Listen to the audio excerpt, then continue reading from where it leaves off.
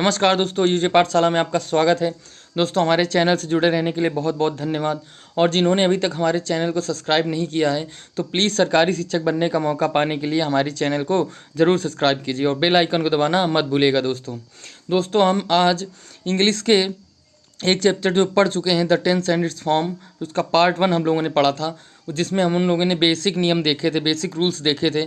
आज हम उसी के कुछ विशेष नियम या स्पेशल रूल्स की ओर जाते हैं। तो इसका पार्ट 2 आज हम लोग पढ़ेंगे दोस्तों। तो उसके बेसिक तो पढ़ ही चुके थे दोस्तों, तो उसके स्पेशल रूल्स हम सीधे रूल्स पढ़ेंगे दोस्तों। तो हम सबसे पहले आते हैं प्रेजेंट इंडेफिनिट टेंस के रूल में, जो एक स्पेशल रूल हैं जो उनको पढ़ते हैं। तो हम सबसे पहले सिंपल में देख लेते हैं कि सिंपल जब सेंटेंस बनता है तो उसमें सबसे पहले हेल्पिंग वर्ब नहीं लगती, मेन वर्ब की फर्स्ट फॉर्म या एस या ई एस लगती है। हम पढ़ चुके हैं दोस्तों पहले।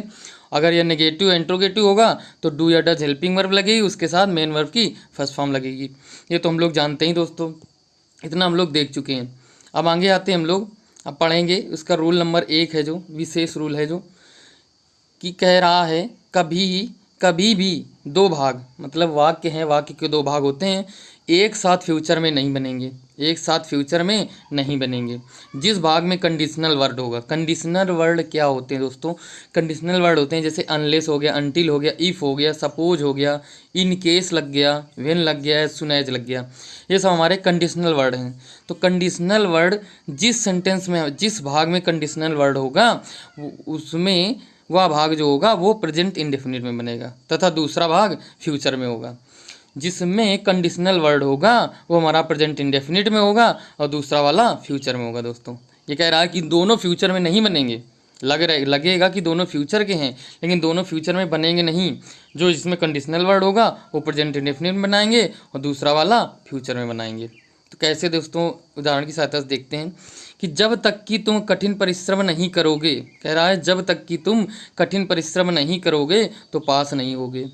तो जब तक की हमारा लगा हुआ है, क्या कंडीशनल वर्ड है, जब तक की, यानी कि अनलेस, अनलेस हमारा लगा हुआ है, तो ये हमारा प्रेजेंट इंडेफिनिट में बनेगा। किसमें दोस्तों? प्रेजेंट इंडेफिनिट या सिंपल प्रेजेंट में बनेगा। तो बनाते हैं अनलेस यू वर्क हार्ड, हमने सिंपल प्रेजेंट बनाया। उसके बाद दूसरा भाग है कि तुम तो पास नहीं होगे, तो यू विल नॉट पास। अब ये हम फ्यूचर में बना देंगे, यू विल नॉट पास। ऐसे दोस्तों ध्यान देंगे, अगर इंग्लिश में भी लिखा हुआ है, हमारा इरर ही ज़्यादातर पूछता है। तो अगर अनलेस लगा है, अनलेस के साथ अगर हमने यहाँ पर विल दे सकता है, सहल दे सकता है, कुछ भी दे सकता है, तो वो नहीं लगेगा, हमारा सिर्फ सिंपल प्रेजेंट में बनेगा दोस्तों। You work hard, you will not pass. तो ये ध्यान रखेंगे दोस्तों। अब आते हैं दूसरा रूल, कहता है कि हैबिचुअल एक्शन या यूनिवर्सल ट्रूथ हो, कोई भी हैबिचुअल एक्शन हो या यूनिवर्सल ट्रूथ हो तो वो हमारा हमेशा प्रेजेंट में बनेगा। इसमें प्रेजेंट टेंस में बनेगा। तो कैसे? जैसे 2 और 2 4 होते हैं, 2 और 2 4 होते हैं, ये हमारा यूनिवर्सल ट्रूथ है कि 2 और 2 4 ही होते हैं, वो तो सत्य है, सदा के लिए सत्य है। तो 2 और 2 4 होते हैं, 2 and 2 makes 4, ये हमारा सिंपल प्रेजेंट में बन गया दोस्तों, प्रेजेंट में बन गया, प्रेजेंट इंडेफिनिट में। और दूसरा वाक्य देखें, उसने कहा सोना पीला होता है, सोना पीला होता है, तो सोना पीला होता है ये दोस्तों, तो ये भी हमारा एक ट्रुथ है, ये तो सार्वभौमिक सत्य ही है हमारा कि सोना पीला होता है। सोना काला वाला तो होता नहीं है, सोना हमारा पीला होता है। तो he said that gold is yellow, gold is yellow, देखिए दोस्तों ये प्रेजेंट में बना हुआ है, गोल्ड इज येलो। अब आते हैं एक और रूल है, जैसे कि हेयर या देयर के साथ वाक्य प्रेजेंट में बनेगा। हेयर या देयर अगर लगा होगा कहीं वाक्य में तो वहाँ पर वाक्य हमारा प्रेजेंट में बनेगा दोस्तों, याद रखेंगे। और वहाँ पे एक्सक्लामेशन साइन ये लगाएंगे। जैसे हमारा है लो वो आ गई, लो वो आ गई, ऐसे कहता है तो यहाँ पर लो का मतलब हेयर सी कम्स, हेयर सी कम्स, हेयर लगा हुआ है तो हमारा प्रेजेंट इंडेफिनिट बनेगा। किसमें दोस्तों? हेयर के साथ प्रेजेंट इंडेफिनिट में वाक्य बनेगा। तो हो गया हेयर सी कम्स, इसी में कम्स की जगह कुछ और दे देगा, केम दे देगा, कुछ और दे देगा, विल कम दे देगा, तो हमें वही सही करना होगा कि हेयर के साथ हमेशा प्रेजेंट इंडेफिनिट बनेगा, हेयर सी कम्स हो जाएगा दोस्तों। अब आते हैं हम प्रेजेंट कॉन्टीन्यूअस के रूल्स की ओर बढ़ते हैं। तो प्रेजेंट कॉन्टीन्यूअस का जो रूल था, वो जो एक पहचान थी, जो एक, तो वो देखते हैं। जैसे कि सब्जेक्ट होगा, उसके बाद हेल्पिंग वर्ब होगी, हेल्पिंग वर्ब में क्या क्या होगा, इज एम आर होगा। क्या होगा दोस्तों? इज एम आर होगा और प्लस मेन वर्ब की फर्स्ट फॉर्म के साथ आईएनजी लगेगा। ये हम लोग देख चुके हैं दोस्तों कि ये तरह से बनता है। अब हम किसी रूल देखते हैं इसका कि जब सेंटेंस में नाउ ए डेज, कहीं सेंटेंस में नाउ ए डेज लिखा हो या फिर लिखा हो डे बाई डे, ये दो याद रखेंगे, नाउ ए डेज और डे बाई डे। अगर ये हैं किसी सेंटेंस में पहले तो हमेशा वाक्य प्रेजेंट कॉन्टीन्यूअस बनेगा। किसमें? प्रेजेंट कॉन्टीन्यूअस में ही बनेगा दोस्तों, नाउ ए डेज और डे बाई डे लगा हो तो इसी में जैसे है now A days he is teaching physics, he is teaching physics, teach नहीं लगेगा दोस्तों, क्या लगेगा? He is teaching physics. हमेशा प्रेजेंट कॉन्टीन्यूअस बनेगा, ये दो लगे होंगे, नाउ ए डेज और डे बाई डे। अब आते हैं हम प्रेजेंट परफेक्ट कॉन्टीन्यूअस की ओर दोस्तों। तो प्रेजेंट परफेक्ट कॉन्टीन्यूअस क्या कहता है कि सब्जेक्ट होगा और हैज या है लगा होगा, उसके साथ बीन लगी होगी, हेल्पिंग वर्ब हो जाएगी और मेन वर्ब की फर्स्ट फॉर्म होगी और आईएनजी होगी, क्योंकि परफेक्ट कॉन्टीन्यूअस है दोस्तों। और आईएनजी लगी होगी, उसके साथ ऑब्जेक्ट होगा, ऑब्जेक्ट के साथ हमारा सिंस या फार होगा, क्योंकि हमारा आगे समय होगा, समय निश्चित होगा तो हमारा सिंस लगेगा, अनिश्चित होगा तो फॉर लगेगा दोस्तों, ये ध्यान रखेंगे। अब आते हैं इसके रूल की तरफ। कुछ एक्सेप्शन है, जैसे इसमें कहता है कि हमारा वर्ब मेन वर्ब की फर्स्ट फॉर्म लगाएंगे और आईएनजी फॉर्म लगाएंगे। तो हमारे कुछ ऐसे एक्सेप्शन होते हैं जो जिनके साथ आईएनजी फॉर्म नहीं लगता, जैसे नो कभी आईएनजी फॉर्म में नहीं बनता। नो के साथ और भी कई वर्ड हैं जिनका आईएनजी फॉर्म नहीं बनाई जाती है। अगर आईएनजी फॉर्म बना देंगे तो वर्ब के रूप में वो रहेगा ही नहीं, वर्ब के रूप में वो नहीं रहेगा। इसलिए हम वहाँ पे हमें वर्ब ही यूज करनी है या हैव बीन के बाद वर्ब ही यूज करनी है। अगर उसको आईएनजी फॉर्म में कर लेंगे तो वर्ब रहेगी नहीं, तो हमारा सेंटेंस गलत हो जाएगा। इसको हम ध्यान देंगे कि नो के और कौन कौन साथ में है जिनके आईएनजी फॉर्म नहीं बनता है।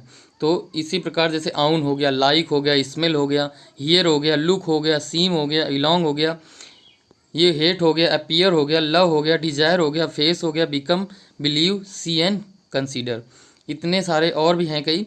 इतने याद रखेंगे दोस्तों कि इनके साथ आईएनजी फॉर्म नहीं बनती वर्ब की। ये वर्ब के रूप में अगर यूज होंगे तो इनके आईएनजी फॉर्म नहीं बना सकते हैं। ये ध्यान रखेंगे कि वर्ब के रूप में जब यूज होगा तब आईएनजी फॉर्म नहीं लगेगा। बाकी आईएनजी फॉर्म लगा के हम कोई और रूप उसका देख सकते हैं दोस्तों, उसका अर्थ ही बदल जाएगा फिर। तो जैसे यहाँ पे हम बनाते हैं कि सी हैज़ नोन सिंस 2002। अब सिंस फॉर लगा है तो हमारा ये प्रेजेंट परफेक्ट कॉन्टीन्यूअस का है दोस्तों, लेकिन यहाँ पे सिर्फ हम हैज़ नोन लगा देंगे, परफेक्ट की लगाएंगे हेल्पिंग वर्ब और नोन लगा देंगे, सिंस 2002 लगा रहने देंगे दोस्तों, क्योंकि नो हमारा नो का आईएनजी फॉर्म नहीं बनता है, आईएनजी फॉर्म वर्ब के रूप में नहीं बनता, इसलिए सी हैज़ नोन सिंस 2002 इस तरह से होगा। तो दोस्तों हम एक चीज़ और एक रूल देख लेते हैं कि मतलब एक पहचान देख लेते हैं कि इंडेफिनिट मतलब इंडेफिनिट हो और प्लस टाइम दिया हो, सिंपल हो और टाइम दिया हो तो हमारा परफेक्ट हो जाएगा। अगर टाइम दिया है किसी वाक्य में और सिंपल बना हुआ है तो हमारा परफेक्ट हो जाएगा। अगर उसी के साथ कॉन्टीन्यूअस प्लस टाइम हो, मतलब कार्य जारी हो और उस टाइम दिया हुआ हो, तो हमारा परफेक्ट कॉन्टीन्यूअस हो जाएगा। एक तरह से और ध्यान रखेंगे कि अगर एक्शन हमारा वहाँ किसी वाक्य में एक्शन कंप्लीट हो जाए, मतलब एक्शन कंप्लीट हो जाए तो वो परफेक्ट हो जाएगा, और एक्शन इनकम्प्लीट हो मतलब नॉट कंप्लीटेड हो, मतलब अभी जारी है, तो हमारा वो परफेक्ट कॉन्टीन्यूअस हो जाएगा, क्योंकि कॉन्टीन्यूअस में जारी रहना कहता है, परफेक्ट कॉन्टीन्यूअस में जारी रहता है वाक्य और नॉट कंप्लीट होता है। तो जैसे for the last 2 years he has owned this company. अब इसमें देख लीजिए दोस्तों क्या कह रहा है, for the last 2 years, for the last 2 years he has owned. अब हमने देखा कि ओन्ड, ओन हमने पढ़ा था कि ओन के साथ आईएनजी फॉर्म नहीं बनता है, तो हमारा आईएनजी फॉर्म इसमें नहीं बनाएंगे, ही हैज़ ओन्ड परफेक्ट में बना देंगे, he has owned this company हो जाएगा। क्या हो जाएगा, for the last 2 years he has owned this company. इस तरह से हम बढ़ेंगे आगे प्रेजेंट परफेक्ट की ओर, प्रेजेंट परफेक्ट टेंस की ओर। प्रेजेंट परफेक्ट में अभी बताया कि टाइम है तो परफेक्ट है, बाकी इंडेफिनिट जैसा बनेगा, टाइम है तो परफेक्ट है, और यहाँ पे पूरा हमारा कार्य कंप्लीट हो जाएगा, मतलब कि एक्शन हमारा कंप्लीट हो जाएगा दोस्तों। तो हमने अगर इसकी पहचान देखते हैं कि हेल्पिंग वर्ब में हैज या है होगी और प्लस मेन वर्ब की थर्ड फॉर्म लगेगी, बाकी आगे बनाएंगे। तो जैसे इसका रूल एक है कि येट लगा हो, एज येट हो, जस्ट हो, ऑलरेडी हो, रिसेंटली हो, lately, so far, up to the, now, up to the present, still, till, ये सब हमारे जो शब्द आते हैं तो ये शब्द हमेशा परफेक्ट टेंस में नेगेटिव सेंटेंस में होंगे। परफेक्ट टेंस होगा और नेगेटिव सेंटेंस होगा तो ये होंगे, और हमेशा ये यूज होंगे कहाँ, वाक्य के अंत में लगेंगे, हमेशा वाक्य के अंत में लगेंगे। ये दोस्तों याद रखेंगे, ये जितने वर्ड लिखे हुए हैं वाक्य के अंत में लगेंगे। प्रेजेंट परफेक्ट मतलब प्रेजेंट क्या, परफेक्ट टेंस में यूज होंगे और नेगेटिव सेंटेंस के साथ। तो जैसे ये है, the bus has not left yet, देखिए येट यूज हुआ लास्ट में, और वो भी नेगेटिव सेंटेंस है हमारा, नेगेटिव सेंटेंस है वो भी परफेक्ट का, परफेक्ट टेंस का नेगेटिव सेंटेंस है। तो और लेट येट हमारा बाद में यूज हुआ है।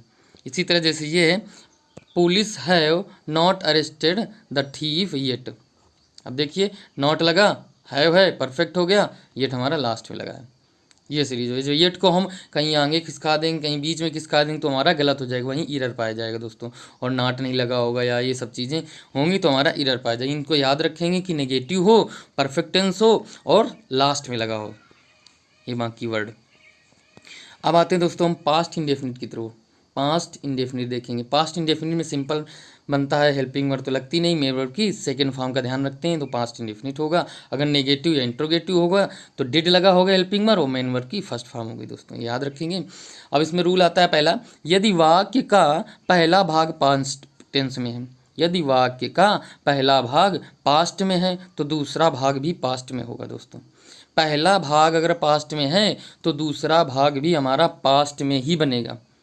तो ऐसे वाक्य ज़्यादातर व्हेन या एज सुन एज से प्रारंभ होते हैं, एज सुन एज से या व्हेन से प्रारंभ होते हैं। जैसे if I were A bird, if I were A bird I would fly in the sky. देखिए दोस्तों ये हमारा पास्ट में बना, वर लगा है, पास्ट के हेल्पिंग वर्ब है वर्ब, और ये वुड ये हमारा सेकेंड फॉर्म, तो मतलब ये भी पास्ट में, दोनों पास्ट में हो गए। और यहाँ भी ये भी याद रखेंगे दोस्तों कि if I were a word, if के साथ हमेशा आई के साथ वर लगता है, ये हमारी और आगे अभी नियम है, इसका पढ़ेंगे अच्छे से कि तो इसमें यह ध्यान रखेंगे कि ये पास्ट में है तो ये भी पास्ट में है। अब जैसे इफ़ सपोज आई विश, और प्लस आई लगेगा, वर लगेगा, प्लस नाउन लगेगा, ये हमारा एक नियम है कि इफ़ सपोज या आई विश लगा हुआ हो, कहीं पे भी लगा हुआ हो और उसके बाद आई हो तो वहाँ पे वर ज़रूर लगेगा, वहाँ पे वर लगेगा फिर नाउन लगेगा। जैसे if I wish I were A pilot, I wish I R A pilot, इसके बारे में कहते क्या है दोस्तों कि क्या नियम है, इसको देख लेते हैं कि ऐसी विश जो अधूरी रह गई हो, मतलब हम उस पोस्ट पे हैं नहीं या हम उसके बारे में सोच रहे हैं लेकिन वो हम हैं नहीं, अगर ऐसी विश या अधूरी है जो आई के साथ हमेशा वर आएगा, क्या आएगा दोस्तों, आई के साथ हमेशा वर आएगा।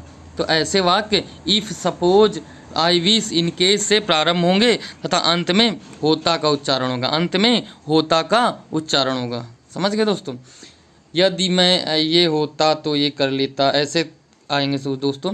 तो आई विश या जो ऐसी विश या अधूरी रह गई हो, आई के साथ वह आएगा, और ऐसा वाक्य if suppose I wish in case से प्रारंभ होगा और अंत में होता का उच्चारण होगा, ये ध्यान रखेंगे दोस्तों। तो I wish I were A pilot, ये ध्यान रखेंगे।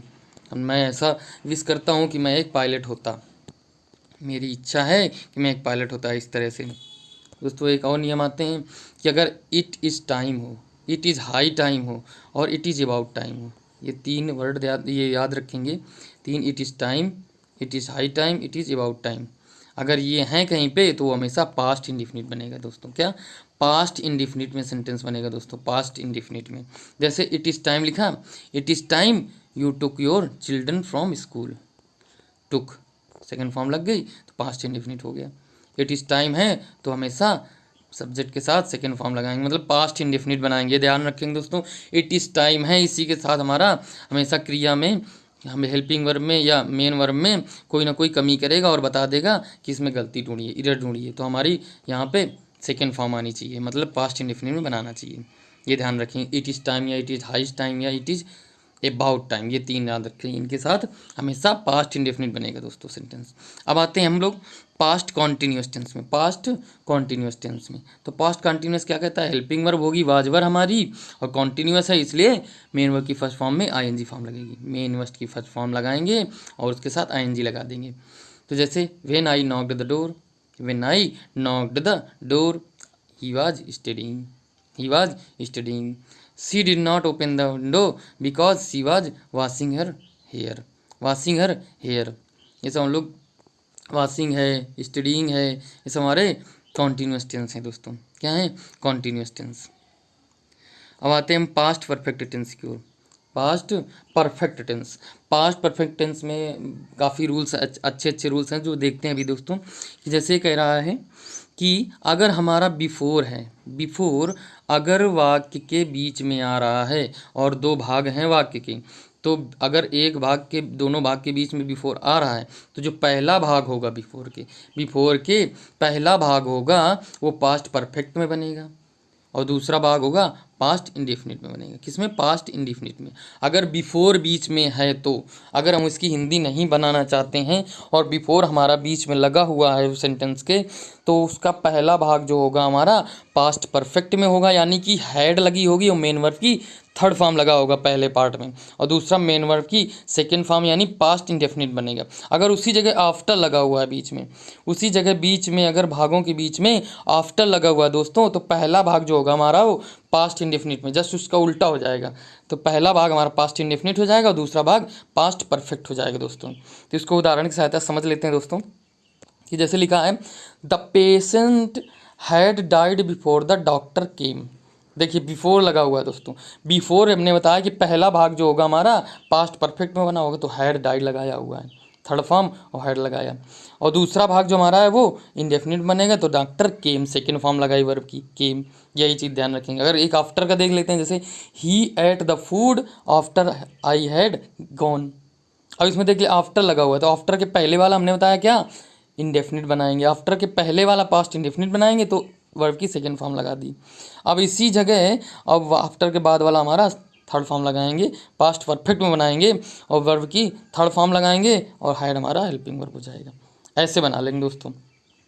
इसी में एक पॉइंट याद रखेंगे, जैसे अगर कहीं पे क्विक रिस्पांस हो तो दोनों वाक्य पास्ट इंडेफिनिट में बनेंगे।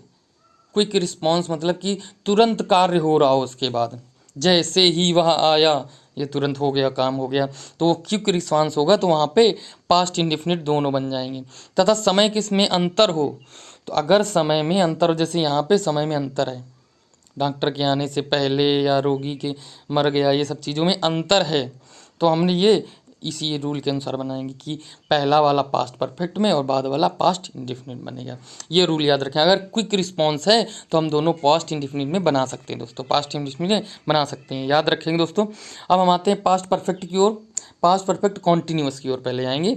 तो पास्ट परफेक्ट कॉन्टीन्यूअस को देखेंगे कि इसमें सबसे सब्जेक्ट होता है, हैड बीन लगती है और मेन वर्ब की फर्स्ट फॉर्म लगती है, उसके साथ आईएनजी लगता है। फिर ऑब्जेक्ट होता है, सिंस या फॉर हमारा निश्चित या निश्चित के लिए लगाते हैं और उसके साथ टाइम होता है। ये तो पता ही है दोस्तों। और इसमें हम लोग बस हल्का सा देखना है तो रूल पढ़ ही चुके हैं इसको। जैसे they admitted the cricketers had been, देखिए हैड बीन फिल्म लगी, मेन वर्ब की प्रैक्टिस और आईएनजी फॉर्म लगा। Hard for last 6 month, for last 6 month हमारा अनिश्चित काल है, इसलिए हम फॉर लगाए हुए हैं। ये हम लोग पढ़ चुके हैं दोस्तों, फिर भी एक रिवीजन देख लिया हम लोगों ने कि हैड बीन लगेगा, मेन वर्ब की फर्स्ट फॉर्म, उसके साथ आईएनजी लगेगी और ऑब्जेक्ट होगा, सिंस या फॉर लगा होगा, आई टाइम होगा। ये हमारा पास्ट परफेक्ट कॉन्टीन्यूअस टेंस हो गया दोस्तों। हम आते हैं फ्यूचर टेंस की ओर। फ्यूचर टेंस में एक बहुत कम रूल हैं जो हमारे विशेष रूल हैं दोस्तों, तो उसको पढ़ लेते हैं। एक जैसे लगा हुआ है सर्टेनिटी, कंपल्सन और डिटर्मिनेशन या थ्रेट, ये सब हमारे निश्चितता हो गई, मजबूरी हो गई, दृढ़ निश्चय हो गया, धमकी हो गई। ये अगर वाक्य में होते हैं तो आई वी के साथ विल लगेगा और बाकी के साथ सह लगेगा। दोस्तों हमने पढ़ा था आई वी के साथ सह लगेगा और अदर जो होंगे सब्जेक्ट उनके साथ विल लगेगा, लेकिन यहाँ पे ये उल्टा हो जाता है। अगर निश्चितता की बात करते, कहीं पे सर्टेनिटी हो जाए, कंपल्सन हो जाए, मजबूरी हो जाए, दृढ़ निश्चय की बात कर दे, डिटर्मिनेशन की बात करे, या कहीं पे धमकी दे रहा हो, कोई क्या दे रहा हो, धमका रहा हो, कहीं पे थ्रेट हो, तो अगर ये वाक्य में इतने वे वर्ड होंगे तो वहाँ पे उल्टा हो जाएगा, जस्ट आई वी के साथ विल लग जाएगा और बाकी जो सब्जेक्ट होंगे उनके साथ सेल लगेगा। जैसे यहाँ पे कहा गया है दोस्तों, इट इज सर्टेन, यह निश्चित है कि, दैट, अब सी हमारा लगा हुआ है सी, तो सी के साथ हम क्या लगाएंगे दोस्तों, सेल लगाएंगे। क्या लगाएंगे, सेल लगाएंगे। सी सेल गेट रिवार्ड टुमारो। अगर यहीं पे अगर आई होता तो आई के साथ हम विल लगा देते, जस्ट उल्टा लगाएंगे दोस्तों पहले वालों को। अगर ये हमारा सर्टेन आया हुआ इस वजह से, सर्टेन की वजह से, यही दोस्तों गलत कर देगा, यहाँ पे सर्टेन लगा के दे देगा और सी के बाद विल लिख देगा। वही हमें सुधारना होगा, वही एरर हमें ढूंढनी होगी कि यहाँ पे विल की जगह सेल होना चाहिए। क्या होगा? सेल होगा दोस्तों, यहाँ पे सेल, ध्यान रखेंगे इतना। और इसी के साथ जैसे है आई विल सी यू, मैं तुम्हें देख लूँगा, एक तरह की धमकी कह रहा है। आई विल सी यू, मैं तुम्हें देख लूँगा, ये तो दे दी कि धमकी है, तो आई के साथ वैसे सेल लगता है, तो यहाँ पे विल लगा हुआ, आई के साथ हमें यहाँ पे विल लगाया हुआ, ये है चीज़। ये वही फ्यूचर में, ये याद रखेंगे दोस्तों, इनसे क्वेश्चन अधिकतर आते रहते हैं। फ्यूचर टेंस का एक और रूल है दोस्तों, वो देख लेते हैं हम लोग कि समय बताने वाले शब्दों से पहले बाई या टिल लगा हो, समय बताने वाले शब्दों से पहले बाई या टिल लगा हो तो वो फ्यूचर परफेक्ट में बनेगा। किस में बनेगा? फ्यूचर परफेक्ट में बनेगा। याद रखेंगे, समय बताने वाले शब्द जैसे होते हैं, अगर उनके पहले बाई या टिल लगा हो तो फ्यूचर परफेक्ट में ही बनेगा। अब आते हैं आगे कि एक रूल है, जैसे हम लोगों ने प्रेजेंट पास्ट परफेक्ट में पढ़ा था, बिफोर वाला, तो इसमें जैसे है कि व्हेन या बिफोर है, व्हेन या बिफोर लगा हुआ है किसी सेंटेंस के बीच में, तो हम उसके अगर पहला वाला भाग है तो व्हेन के पहले या बिफोर के पहले हमारा फ्यूचर परफेक्ट बनेगा और बिफोर के बाद हमारा प्रेजेंट इंडेफिनिट बनेगा। क्या दोस्तों? प्रेजेंट इंडेफिनिट बनेगा। जैसे I shall have taken a bath, तो हमने देखा बिफोर लगा हुआ है, बीच में बिफोर लगा हुआ है, तो हमने देखा यहाँ पे आई शैल हैव, फ्यूचर परफेक्ट बना हुआ है। क्या दोस्तों? आई शैल हैव, बाकी टेकन हमारी वर्ब की थर्ड फॉर्म लगी हुई है, ये फ्यूचर परफेक्ट में बना। और उसके बाद हमारी प्रेजेंट इंडेफिनिट बनेगा, जैसे school bus arrives, school bus arrives, ये हमारा प्रेजेंट इंडेफिनिट बना है। तो दोस्तों याद रखेंगे, व्हेन या बिफोर लगा हुआ हो तो हमारा उसके पहले फ्यूचर परफेक्ट बनेगा और उसके बाद हमारा प्रेजेंट इंडेफिनिट बनेगा। ये याद रखेंगे दोस्तों इतना। इसी के साथ हमारे फ्यूचर टेंस भी ख़त्म होते हैं और टेंस के विशेष रूल जो थे हमारे टेंस के ट्रांसलेशन के, वो हमारे ख़त्म होते हैं। इसी के साथ हम अगले वीडियो में मिलेंगे नए अंदाज में दोस्तों। तब तक के लिए हमारे इस वीडियो को देखिए, और कुछ ना समझ में आ रहा हो या कोई कमी आ रही हो तो हमें कमेंट में ज़रूर बताइए, कोई भी समस्या हो कमेंट में ज़रूर बताइए। तब तक के लिए हम अगले वीडियो में मिलेंगे। जय हिंद दोस्तों।